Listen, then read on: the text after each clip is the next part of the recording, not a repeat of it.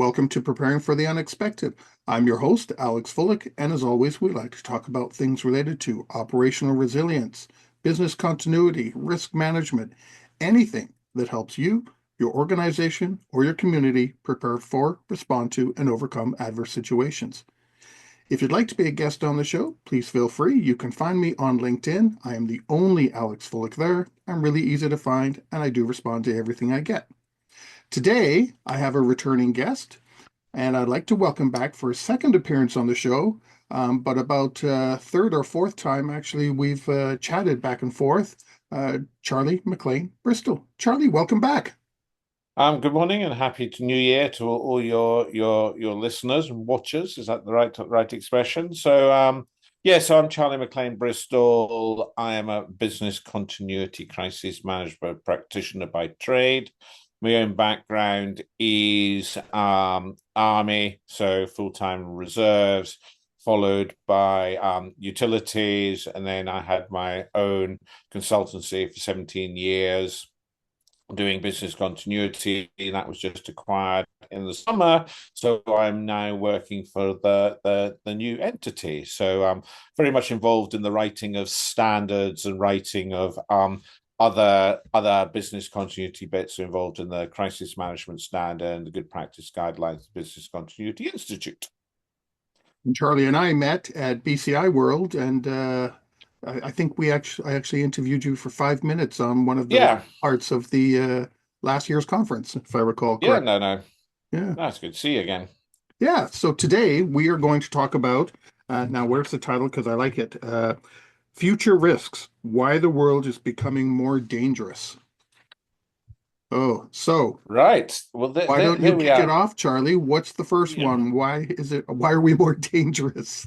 Well, I think just to sort of frame it, I think there are sort of five main risks that I was going to talk about. Is first of all, geopolitical, I can speak, permacrisis, climate change, complexity, coast coupling, cyber threats, and business changes. And I think what I wanted to start off with, I don't know, those of us who've been in this profession or around for sort of decades, I suppose, if I really can get away with saying that, or like to say that, is that if we look back to the sort of 1990s, and I was just looking at a book by Francis Fukuyama, if I'm pronouncing that properly, in 1992, where he wrote an essay and a book on the end of history. And it was basically, his book says that the world was heading for consensus that liberal democracy was the future, and the world had come on to this stage, and everyone was heading towards liberal democracy, and that is what the Cold War was over. We were all friends with the Russians, and we met them on holiday, and they had McDonald's in Moscow, and there was that kind of consensus that the world is not a dangerous place. Those big, the nuclear Armageddon was still there, but it was there was the wars in Afghanistan, there was the sort of Iran, Iraq, but on the whole, they were far away, far off places, and people involved in that. But it was kind of quite a kind of non very dangerous place. And now we see that, and we didn't have, on the whole, European countries invading European countries. And then we know that from the last century, European countries invading European countries are not a good things and end up with millions of casualties. Yeah. And now with the sort of geographical permacrisis, we just seem to be one crisis after another, and almost in military terms, belt feds, and they sort of ripple out. The biggest one, I suppose, is the conflict between Russia and Ukraine, European powers invading European powers again, and we know how that ended up last time. And what is, I think, the difficulty of the Ukraine war is to say, how will it end? There are noises at the moment, new US president coming in, that it'll be, will end the war in some way, but what does that look like, and why does it stop then if that war is frozen in some way, like it was before in 2014? What is then going to stop Russia rearming and then deciding, well, that was reasonably successful, let's have a nibble at the Baltic states, or let's have a nibble at Mm. Poland, or let's have a nibble at somewhere else? So we don't know how this thing is going to pan out. If the Russians are successful, and they're seen to be successful, what is stopping China going to say, well, look, they did a reasonably good job here, let's go for Taiwan? And Yeah. so will that embolden the Chinese to go for Taiwan? And sometimes you think, well, these are far off. You're in Canada, and Europe, so it's a bit closer. Are these far off conflicts? But then, Ukrainian war put the price of gas and the price of oil up, spiked. If we have the war in Taiwan, then it's going to affect the electronics industry, and the electronics industry, as we know, with chips, is full of everything. Yeah. So it's going to affect our business there. We've got the war in Syria, and maybe the Middle Eastern conflict is winding down, but there's going to be lots of angry, traumatized children who've seen the war in Gaza, in Beirut, and various other places. Are they going to just be? Are they going to accept whatever the status quo was? Do we have the same situation in 10 years' time as you know they angry? We've got the Houthis with their missile firing in the Red Sea. And so this goes on. We've also seen the attacks, which, again, is going to be affected on cables. So we've had the on Christmas Day, it was I think the Finland to one of the Baltic states, Finland to Estonia cable taken out by a Russian ship. And then we've also had in November Chinese ship taken out some of the data links. And we've also got this kind of low-level hybrid war by Russia, allegedly, where they've attacked factories in the UK, warehouses in the UK, transport hubs. We see attacks in the pipeline. So there's that low-level hybrid war going on at the moment. And we in sort of Europe are calibrating ourselves to how do we deal with it?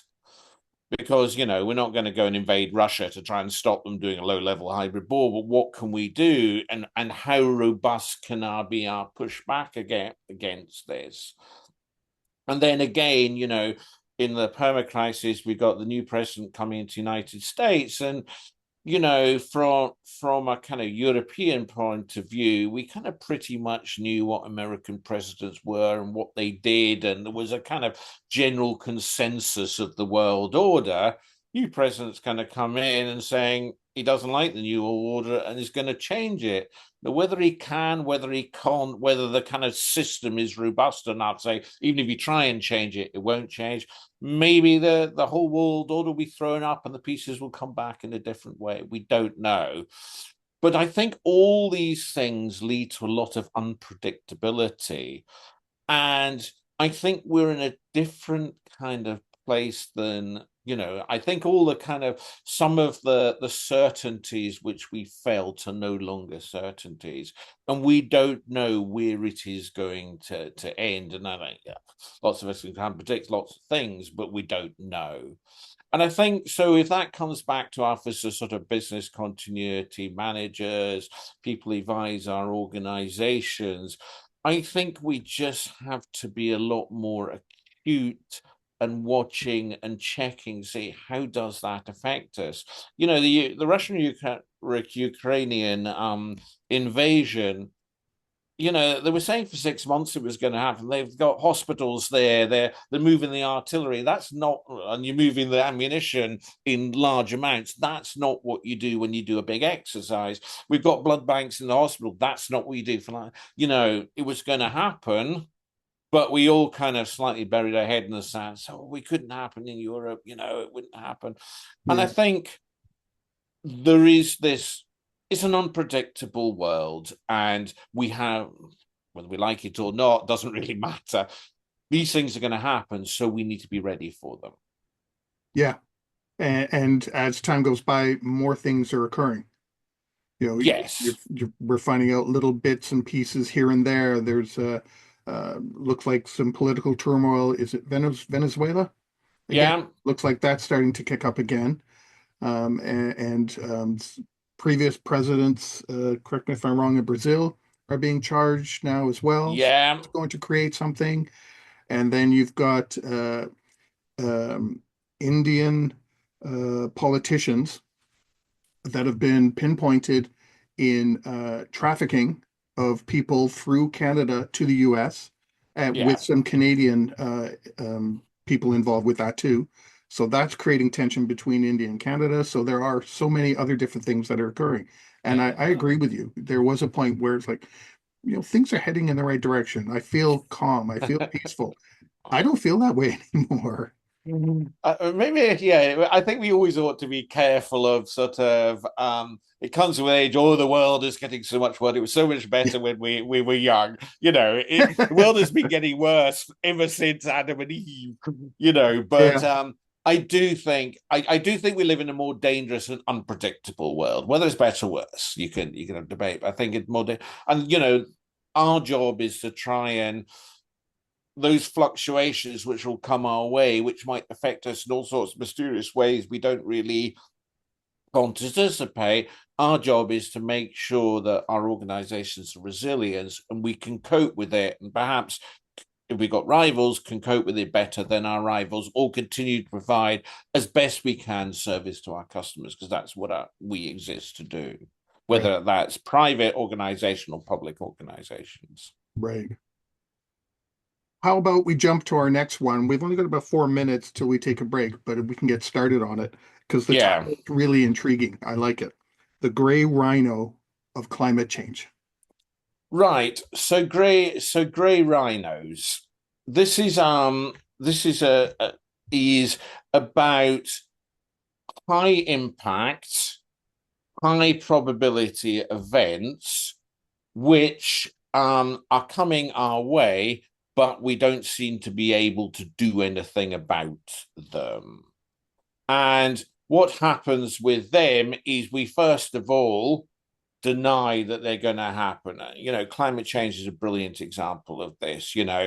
We start off with climate change, 30 years ago, 20 years ago, and there was a lot of debate. Will it happen? Will it not? Is it kind of an invented? Is it? And there was a lot of kickback from fossil fuel industries and a lot of people who didn't really suit them to have climate change. And then there's a denial, and then there is people looking to say, well, we're not sure what to do and how we're going to do it, and it's all on the too difficult pile. And this grey rhino comes towards it, gets closer and closer and closer, and sooner or later it either runs us over, or we work out that we've got to do something where we work out a solution. But the whole concept of grey rhinos is that they're large, big animals, which we can see from a long way off, but they canter towards us fairly fast. And if they get on top of you, it is not a good situation. So that is these kind of no one would deny that they are coming. The problem is the solution is difficult and not easy. And, there are sacrifices and compromises that we don't really want to make. But if we don't make them, they'll be on top of us. Same with not climate change, same with climate change, but also with the pandemic as it started. It came towards us. It was pretty obvious it was going to spread to everyone. But did we kind of get ourselves massively organized? No. And Okay. we had some sort of panic sending us all home, and close down the industry and everything else. It was all knee jerk, done at the last minute. When September, November, October, these things were coming, and people could have maybe predicted, say, well, it's going to go here, it's going to be bad, right? What preparation we're going to do? Well, So it's that is that like, sort of concept of a grey rhino. It comes your way, but it's all in yeah. the too difficult pile to do something. Well, see, you mentioned the pandemic. China's having some, is it H1N1 or H5? Yes, there are It some seems more. to be, Yeah, and they seem to be doing exactly the same thing they did when COVID started. yeah. So it's, are we going to pay attention to it, or are we going to think, nah, we went through the big one, we're okay? Yeah. So yeah, the stages here, I've got them up there. It's denial that it's coming, muddling, saying that, we're not quite sure what to do, what can we do, who can we do it. Diagnosis is starting to try and address the problem. Panic, because it's actually there quicker than we thought, or we haven't really sorted it. And action when it's almost upon us, and we actually need to know that we can't do anything. And I don't know if we're somewhere, I think, with climate change between the muddling and diagnosis. We're perhaps not quite in the panic stage yet, but we're still, does it exist? Are we still muddling along and saying, actually, the latest COP didn't come to agreements the very last moment. We're still, muddling and diagnosis is trying to say, what is the problem and how can we solve it? Yeah. On that note, we've come to the end of our first segment. We are talking with Charlie Maclean-Bristol today about future risks, and we will be right back. If you liked that video, thumbs up. If you didn't like that video, thumbs down. But leave me a message and let me know your thoughts.